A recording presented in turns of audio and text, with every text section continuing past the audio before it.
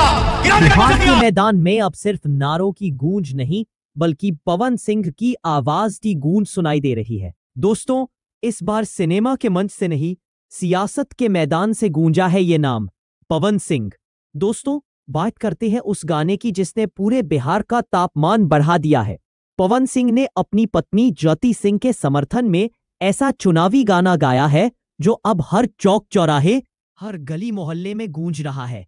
मंच पर जैसे ही उन्होंने सुर छेड़ा, चलू भोजी वोट देनी जल्दी, घर घर तक पहुंचावा हमनी के गली गली, पूरा मैदान तालियों से गूंज उठा।